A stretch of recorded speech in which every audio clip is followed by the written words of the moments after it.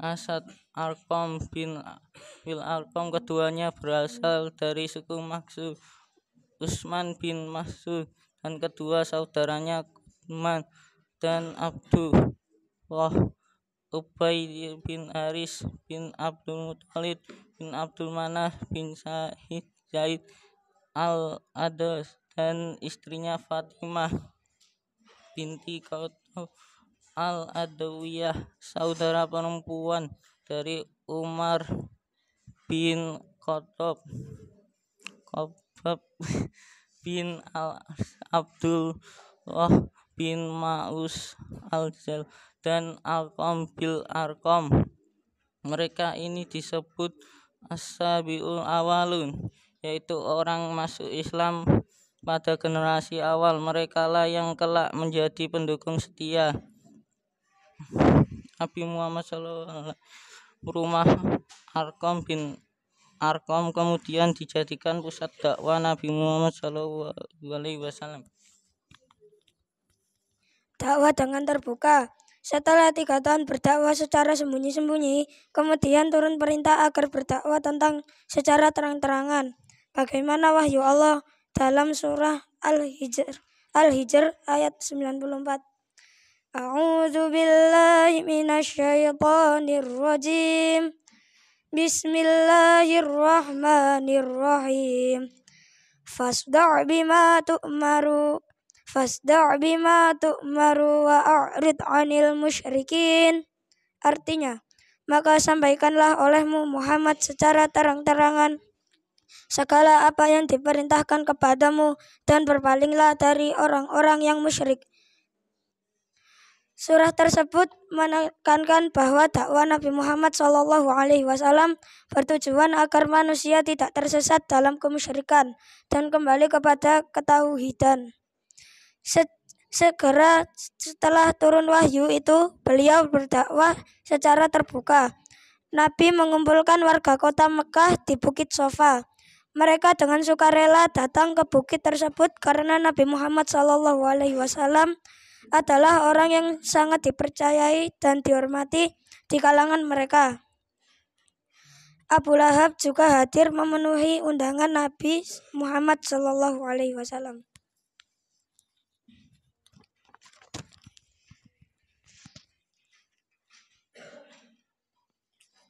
Mungkin ada pertanyaan yang mau disampaikan?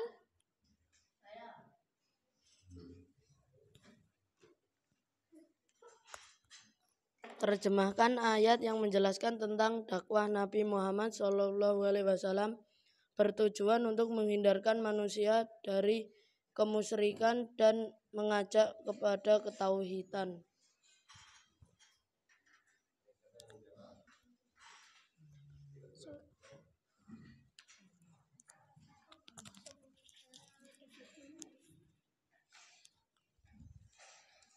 Surah tersebut adalah surah Al-Hijr ayat 94. A'udzu billahi minasyaitonir rajim. Bismillahirrahmanirrahim. Fasda' bima tu'maru wa a'rid 'anil musyrikin.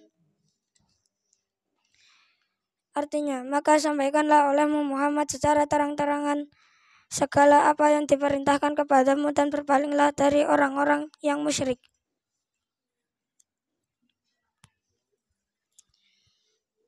Demikianlah presentasi dari kelompok kami. Semoga bermanfaat.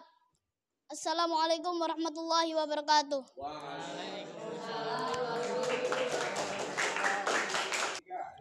Assalamualaikum warahmatullahi wabarakatuh. Alhamdulillah, puji syukur atas nikmat yang Allah berikan kepada kita semua dalam keadaan sehat walafiat. Bapak Ali dan teman-temanku semuanya yang saya banggakan, kami kelompok 2 kelas 7G akan mempresentasikan hasil belajar dakwah periode Mekah.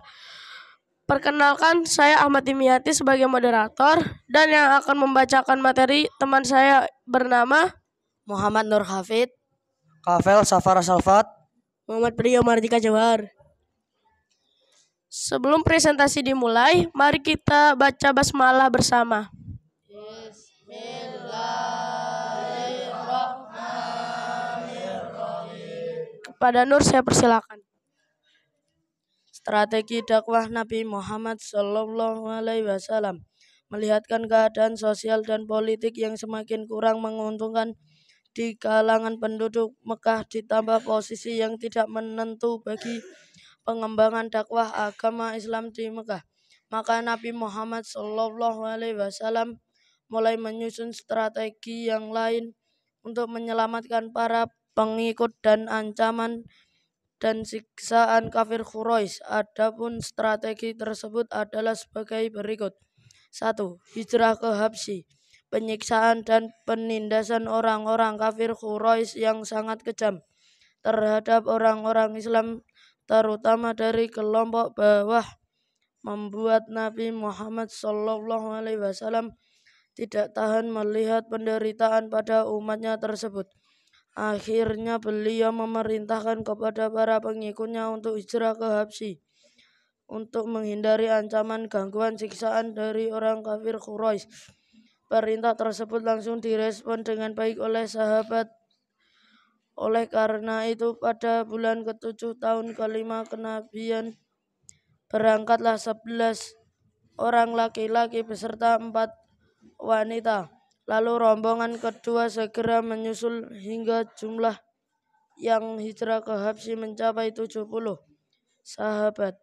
Di antara para sahabat yang hijrah ke Habsyi adalah Utsman bin Affan dan Ruqyah putri Nabi Muhammad yang menjadi istri sahabat Utsman, Zubair bin Awam, Abdurrahman bin Auf, Ja'far bin Abi Thalib, dan lain-lain.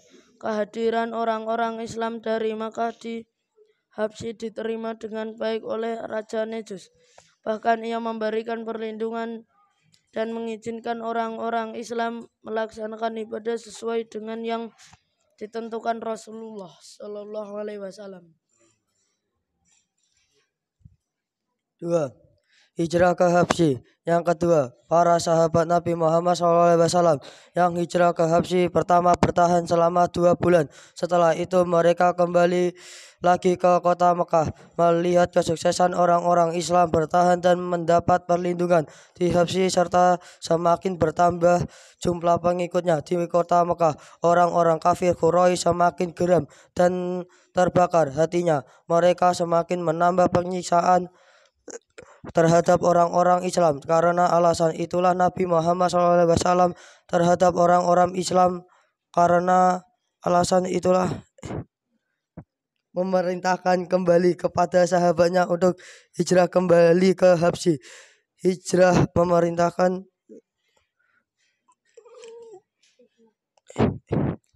kedua ini diikuti oleh 101 orang, lebih banyak daripada hijrah yang pertama. Dari jumlah itu terdapat 18 orang wanita yang dipimpin oleh Ja'far bin Abi Thalib. Kedatangan kaum muslimin ke Habsyi yang kedua ini masih tetap mendapat sambutan yang baik dari Raja Nejus. Sang raja memberikan jaminan keamanan serta kebebasan untuk menunaikan ibadahnya dan boleh bebas memilih ingin tetap tinggal di Habsyi selamanya atau kembali ke Mekah. Kebaikan hati Raja Nejus kepada kaum muslimin ini membuat marah orang-orang kafir Quraisy. Untuk itu orang-orang kafir Quraisy mengirim Amir bin Al-Asyih dan Abdullah bin Rabi'ah sebagai utusan untuk menghadap Raja Nejus dengan harapan permohonan mereka kali ini untuk mengembalikan orang-orang Mekah kepada mereka. Mendapat sambutan positif dari Raja Nejus. Melihat kesungguhan para utusan Quraisy ini, Raja Nejus berusaha mengumpulkan orang-orang Islam untuk diminta penjelasan yang sebenarnya. Dalam pertemuan ini Ja'far bin Abi Thalib bertindak sebagai wakil dan juru bicara. Dalam pertemuan ini Ja'far bin Abi Thalib bertindak sebagai wakil dan juru bicara orang-orang mukmin untuk menjelaskan hal yang sebenarnya mengenai ajaran agama Islam kepada Raja Nejus. Setelah dijelaskan panjang lebar oleh Ja'far mengenai Islam dan ajarannya yang dibawa Nabi Muhammad SAW yang tidak bertentangan dengan agama Nasrani yang saat itu yang dianut Raja, akhirnya raja memahami dan meminta Amir bin Al-Asy dan Abdullah bin Rabi'ah tersebut kembali ke Mekah. Setelah peristiwa itu, Raja Najus pun memeluk agama. 3. Misi ke Taif. Sepanjang perjuangan dakwah menyebarkan agama Islam di Mekah, masa-masa yang paling menyedihkan bagi Nabi Muhammad SAW, yaitu pada tahun ke-10 kenabian, dikenal dengan tahun duka cita atau Amul Husni, sebab pada tahun itu 2 orang yang sangat dicintainya telah meninggal dunia dalam waktu yang berdekatan, yaitu Siti Khadijah dan Abu Thalib. Kedua orang itulah yang selama ini menjadi pembela dan pelindung yang sangat tabah, kuat dan disegani masyarakat Mekah. Dengan wafatnya istri pertama Nabi, Siti Khadijah, dan pamannya Abu Thalib, orang-orang kafir Quraisy semakin leluasa mengganggu dan menyakiti Nabi Muhammad SAW. Semakin hebatnya penderitaan yang dialami Nabi Muhammad SAW dan para pengikutnya, beliau berinisiatif berencana pergi ke Taif bersama sahabatnya Zaid guna meminta bantuan serta perlindungan dari kerabatnya yang berada di kota itu, yaitu Kinanah yang bergelar Abu Jalail dan Mas'ud yang bergelar Abu Kuhal, serta Habib. Mereka adalah para pemimpin di Taif yang berasal dari keturunan Sakif yang masih memiliki hubungan kekerabatan.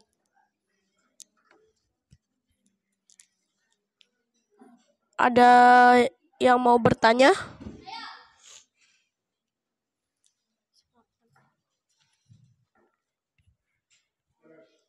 Apa strategi dakwah Nabi Muhammad SAW? Strategi dakwah Nabi Muhammad SAW yang pertama adalah hijrah ke Habsyi dengan memberangkatkan 11 orang laki-laki beserta 4 wanita.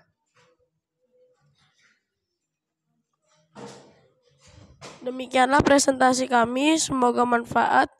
Wabillahi taufiq wal hidayah. Wassalamualaikum warahmatullahi wabarakatuh.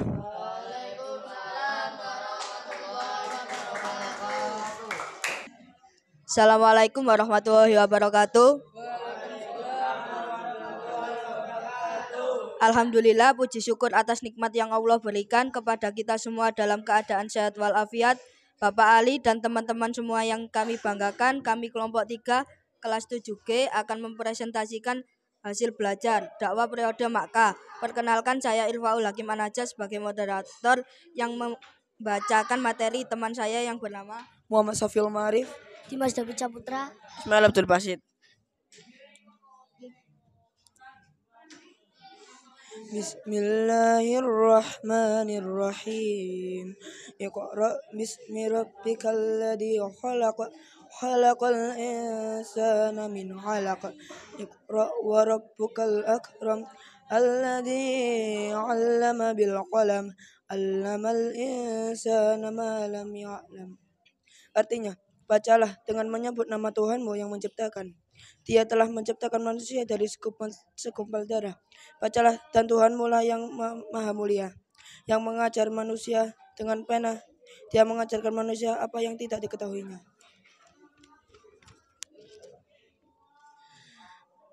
Bismillahirrahmanirrahim.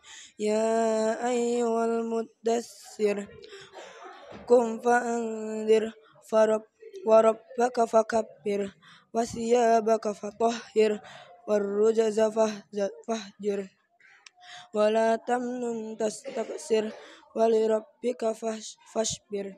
Artinya, hai orang yang berselimut, bangunlah, lalu berilah peringatan, dan Tuhanmu agungkanlah, dan pakaianmu bersihkanlah, dan perbuatan dosa tinggalkanlah. Dan janganlah kamu memberi dengan maksud memperoleh balasan yang lebih banyak, dan untuk memenuhi perintah Tuhanmu bersabarlah.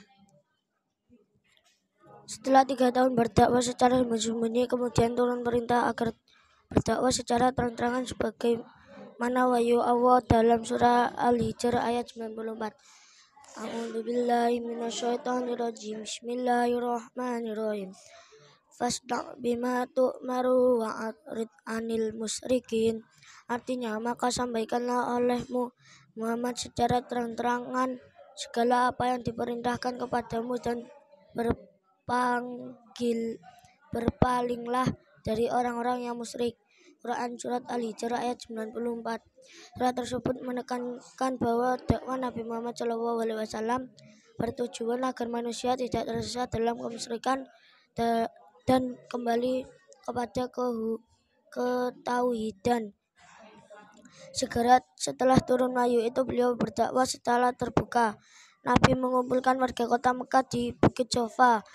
Mereka dengan sukarela datang ke bukit tersebut karena Nabi Muhammad SAW adalah orang yang sangat dipercaya dan dihormati di kalangan mereka. Abu Lahab juga hadir memenuhi undangan Nabi Muhammad SAW. Upaya-upaya kaum Quraisy tidak menyurut semangat kaum muslimin, apalagi setelah Umar bin Khattab yang sebelumnya sebagai penentang utama dakwah Islam masuk Islam. Keberanian kaum muslimin untuk berdakwah secara terbuka makin menguat.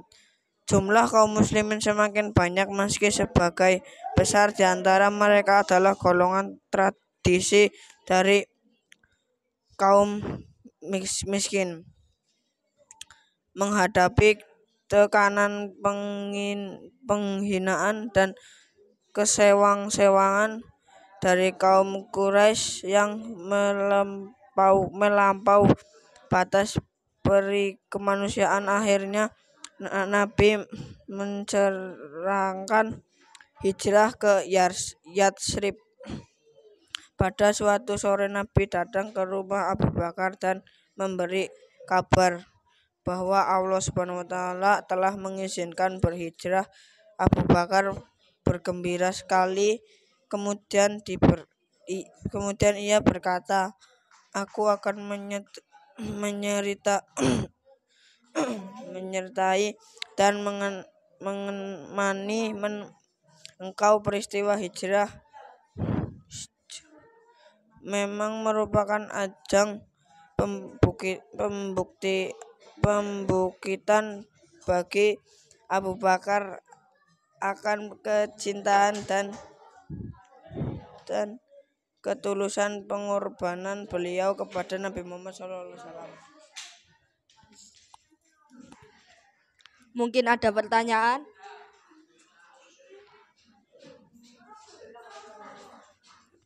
Apa wahyu pertama dari Allah? Wahyu pertama adalah surat Al-Alaq ayat 1-5. Bunyinya, Bismillahirrahmanirrahim. Iqra bismi rabbikal ladzi khalaq, khalaqal insana min 'alaq.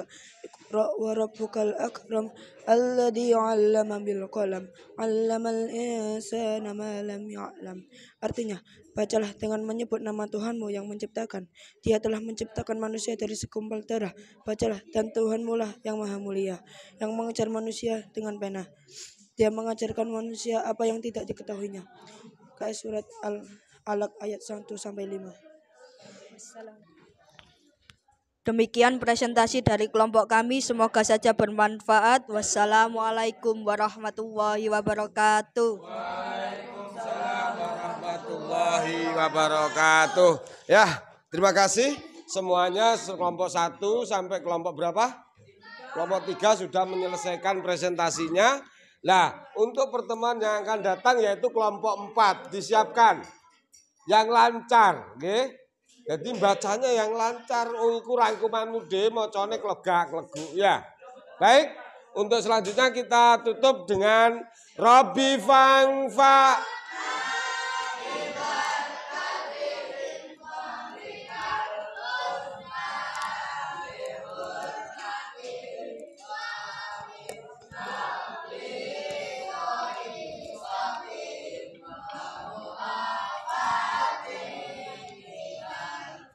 Akhirul kalam, wassalamualaikum warahmatullahi wabarakatuh.